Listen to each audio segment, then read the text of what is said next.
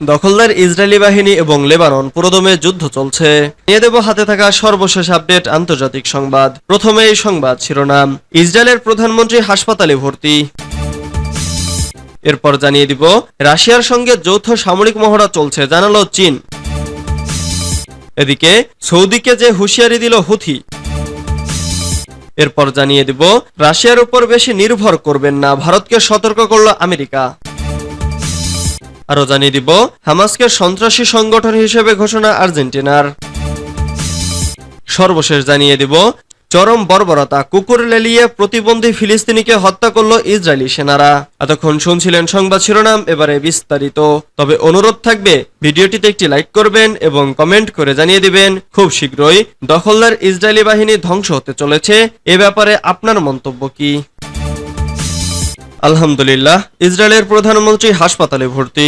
অবকাশ যাপনে গিয়ে অসুস্থ হয়ে হাসপাতালে ভর্তি হয়েছেন ইসরায়েলের প্রধানমন্ত্রী বেনিয়ামিন নেতানিয়াহু। গরমের কারণে অসুস্থ হয়ে পড়েন তিনি। শনিবার অতিরিক্ত গরমে পানি শূন্যতার কারণে অসুস্থ হয়ে পড়েন তিনি। এক প্রতিবেদনে এ তথ্য জানিয়েছে মার্কিন গণমাধ্যম সিএনএন। ইসরায়েল প্রধানমন্ত্রীর কার্যালয়ের পক্ষ থেকে জানানো হয়েছে, বাসভবনের কাছের একটি চিকিৎসা কেন্দ্রে সারারাত অবস্থান করেন তিনি। অবশ্য হাসপাতালে পৌঁছানোর পর ভিডিও বার্তা দেন নেতানিয়াহু।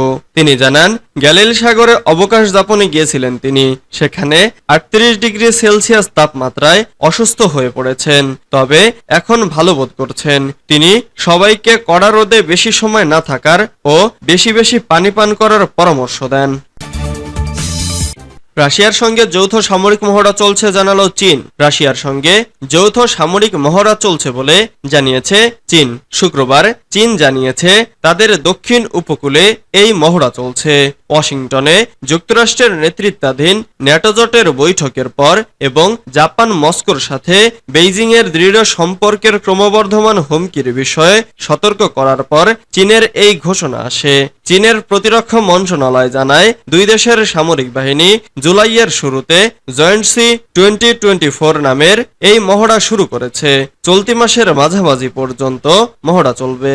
মন্ত্রণালয় জানায়, সামুদ্রিক নিরাপত্তা মোকাবেলা এবং বৈশ্বিক ও আঞ্চলিক শান্তি ও স্থিতিশীলতা রক্ষায় যৌথভাবে দুই পক্ষের সংকল্প ও সক্ষমতা প্রদর্শনের জন্য দক্ষিণাঞ্চলীয় গুয়াংডং প্রদেশের শহর ঝানপোজিয়াং এর আশেপাশের পানি ও আকাশ সীমায় এই মহড়া চালানো হচ্ছে। এতে আরো বলা হয়, এই মহড়া নতুন যুগের জন্য চীন রাশিয়া সমন্বিত কৌশলগত অংশীদারিত্বকে আরো গভীর করবে।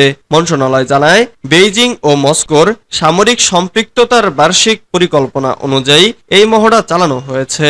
রাশিয়ার আগ্রাসনের মধ্যে ইউক্রেনের প্রতি সমর্থন পুনর্ব্যক্ত করতে ন্যাটো নেতারা ওয়াশিংটনে একত্রিত হওয়ার এই সপ্তাহে এই ঘোষণা এলো।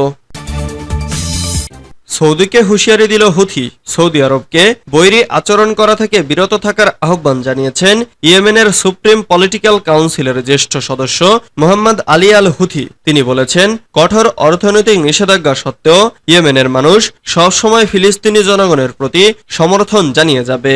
মোহাম্মদ আলী আল হুথি ইয়েমেনি ব্যাংকের বিরুদ্ধে যুক্তরাষ্ট্র এবং সৌদি আরবের একতরফা অর্থনৈতিক নিষেধাজ্ঞাকেও প্রত্যাখ্যান করে জানিয়েছেন, এই ধরনের পদক্ষেপ ইয়েমেনিদের কোনোভাবেই ফিলিস্তিনপন্থী অবস্থান থেকে দূরে সরাতে পারবে না।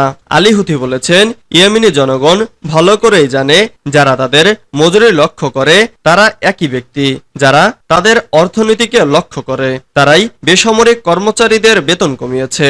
সৌদি কর্তৃপক্ষকে উদ্দেশ্য করে তিনি আরো বলেন, এই শত্রুতামূলক কর্মকাণ্ড বন্ধ করলে আপনাদেরই বেশি লাভ হবে। ওয়াশিংটনের পদাঙ্ক অনুসরণ কখনোই রিয়াদকে লাভবান করবে না।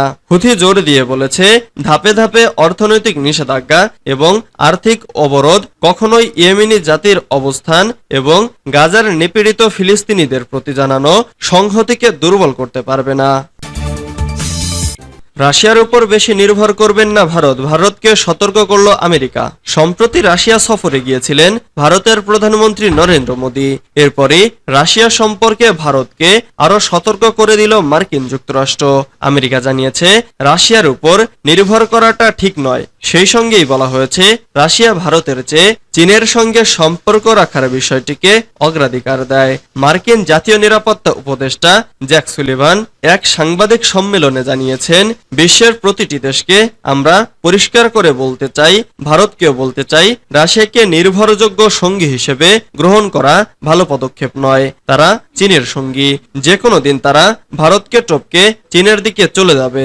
আর ভারতের প্রধানমন্ত্রী মোদি চীনের আগ্রাসন নিয়ে উদ্বেগে থাকেন। গত কয়েক বছর ধরেই আমরা এটা দেখেছি। সুলিভান গত মাসেই ভারতে এসেছিলেন। তিনি অজিত দোভাল ও ভারতের প্রধানমন্ত্রীর সঙ্গে দেখা করেছিলেন। এদিকে আমেরিকার দাবি, ভারতের সঙ্গে রাশিয়ার একটা দীর্ঘ সম্পর্ক রয়েছে, কিন্তু যে কোনো সময়ে সেটা বদলে যেতে পারে। সেই সঙ্গেই আমেরিকা জানিয়েছে তারা গণতান্ত্রিক সঙ্গীতে বিশ্বাসী, আর দীর্ঘকালীন ক্ষেত্রে এটা অনেকটা সুবিধা দেয়। হামাসকে সন্ত্রাসী সংগঠন হিসেবে ঘোষণা আর্জেন্টিনার। ফিলিস্তিনের স্বাধীনতাকামী সশস্ত্র গোষ্ঠী হামাসকে সন্ত্রাসী সংগঠন হিসেবে তালিকাভুক্ত করেছে আর্জেন্টিনা। এই গোষ্ঠীর সব আর্থিক সম্পদও জব্দ করার আদেশ দেওয়া হয়েছে। শনিবার এক প্রতিবেদনে এ তথ্য জানিয়েছে মার্কিন গণমাধ্যম ওয়াশিংটন পোস্ট। দেশটির অতি ডানপন্থী প্রেসিডেন্ট জাভিয়ের মাইলির জন্য এটি একটি বড় প্রতীকী পদক্ষেপ হিসেবে দেখা হচ্ছে, কারণ তিনি সাম্প্রতিক সময়ে যুক্তরাষ্ট্র এবং ইসরায়েলের সঙ্গে আরো ঘনিষ্ঠ সম্পর্ক তৈরি করতে চাচ্ছেন। আর্জেন্টিনার প্রেসিডেন্টের দপ্তর থেকে এক বিবৃতিতে বলা হয়েছে, গত বছরের 7 অক্টোবর দখলদার ইসরায়েলের অবৈধ বসতিতে হামাসের যোদ্ধারা যে হামলা চালিয়েছেন সেটির পরিপ্রেক্ষিতে হামাসকে সন্ত্রাসী সংগঠন হিসেবে তালিকাভুক্ত করা হয়েছে। গত ফেব্রুয়ারিতে প্রেসিডেন্ট হিসেবে তার প্রথম রাষ্ট্রীয় সফরে মাইলি ইসরায়েলি সরকারের প্রতি সমর্থন প্রদর্শনের জন্য জেরুজালেমে গিয়েছিলেন। সে সময় তিনি ইসরায়েলি দূতাবাস প্রতিষ্ঠার প্রতিশ্রুতি দিয়েছিলেন, যা নিয়ে ইসরায়েলি প্রধানমন্ত্রী বেনিয়ামিন নেতানিয়াহু ভূয়সী প্রশংসা করেছিলেন। তবে এ নিয়ে তীব্র সমালোচনা জানায় ফিলিস্তিনিরা। চরম বর্বরতা, কুকুর লেলিয়ে প্রতিবন্ধী ফিলিস্তিনিকে হত্যা করল ইসরায়েলি সেনারা। গত বছরের 7 অক্টোবর থেকে ফিলিস্তিনের গাজা উপত্যকায় নির্বিচারে আগ্রাসন চালাচ্ছে ইহুদিবাদী ইসরায়েল। টানা 9 মাসের বেশি সময় ধরে ওই উপত্যকায় নৃশংসতা দেখিয়ে যাচ্ছে ইহুদিবাদী সেনারা। এবার প্রকাশ্যে এলো ইসরায়েলি সেনাদের আরেকটি বর্বরতার ঘটনা। গাজার সোজাইয়াতে ইহুদিবাদী সেনারা কুকুর লেলিয়ে এক প্রতিবন্ধী যুবককে নির্মমভাবে হত্যা করেছে। জানা গেছে ওই প্রতিবন্ধী যুবক কথাও বলতে পারতেন না।